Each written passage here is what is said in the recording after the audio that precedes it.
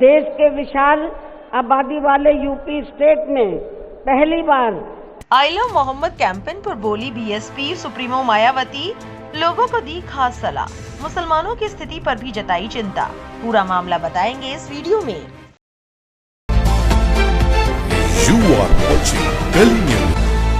लखनऊ में आयोजित एक विशाल रैली के दौरान बसपा सुप्रीमो मायावती ने कई बड़े संकेत दिए। उन्होंने साफ कर दिया कि बहुजन समाज पार्टी आगामी चुनाव अकेले लड़ेगी और उत्तर प्रदेश में पूर्ण बहुमत से सत्ता में वापसी करेगी। ये रैली कांशीराम की पुण्यतिथि पर आयोजित की गई थी।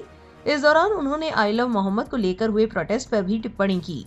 रैली में मायावती ने समाजवादी पार्टी पर जोरदार हमला बोला।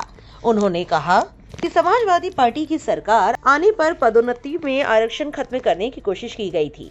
इसके साथ ही उन्होंने आरोप लगाया कि एसपी सरकार के दौरान दलितों और उनके महापुरुषों का अपमान किया गया और दलित नेताओं के नाम पर रखे गए जिलों और योजनाओं के नाम बदल दिए गए। मायावती ने बरेली और कानपुर जैसे शहरों में चल रहे आई लव मोहम्मद आंदोलन पर भी प्रतिक्रिया दी। उन्होंने कहा कि शरारती तत्व अक्सर एक दूसरे के धर्म और पैगंबरों का अपमान करते हैं और इससे हिंसा भड़काते हैं। ये सब विवाद बढ़ाने के लिए किया जाता है। उन्होंने लोगों से अपील की कि सभी धर्मों का सम्मान करें, लेकिन आई लव जैसी राजनीति से दूर रहे। उन्होंने कहा कि हर धर्म के नियमों और परंपराओं का आदर किया जाना चाहिए। रैली में मायावती ने कांग्रेस पार्टी पर भी निशाना साधा। वहीं उन्होंने योगी आदित्यनाथ सरकार का धन्यवाद किया कि उसने उनके इस कार्यकाल में बने स्मारकों के विकास कार्यों को आगे बढ़ाने में कोई रुकावट नहीं डाली थी। मिलर टाइम्स के मुताबिक बहुजन समाज पार्टी की चीफ और उत्तर प्रदेश की पूर्व मुख्यमंत्री मायावती ने मुस्लिम समाज की वर्तमान स्थिति पर गंभीर चिंता जताई है। उन्होंने कहा कि मुस्लिम समाज का विकास नहीं हो रहा, अब इनकी जान माल, कारोबार और मजहब सुरक्षित नहीं है।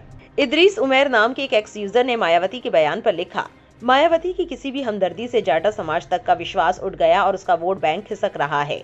किसी और की तो बात दूर की है। सबकी शिकायत यही है कि मायावती हमदर्दी जताने में तो लगा देती है जान, लेकिन चुनाव लड़ती है बेजान।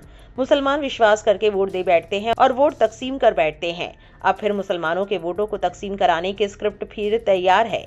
अब जिम्मेदारी मुसलमानों की है कि इस बार किसी झूठी हमदर्दी पर राल टपकाएंगे, ऐसे जज्बात पर काबू पाएंगे और वोट तकसीम के ट्रैप से बचेंगे या फिर शिकार बनते रहेंगे। खुद खैर करे। इमरान सिद्दीकी नाम के एक शख्स ने लिखा, अभी एक हफ्ते पहले रायबरेली में दलित युवक हरिओम की सिर्फ इसलिए पीट कर हत्या कर दी गई क्योंकि कहा गया यहाँ सब बाबा वाले हैं, और ऐसे समय में ये कहे कि वर्तमान भाजपा सरकार बहुत अच्छी है, तो ये सवाल उठना लाजमी है, क्या यही वो न्याय है जिसकी बात बाबा साहब ने की थी। रजनीश कुमार नाम के एक शख्स ने लिखा, क्या फायदा ऐसी भीड़ और लोगों का जो सरकार के दबाव में झुक जाते हैं और अपनी राजनीति ही खत्म कर लेते हो।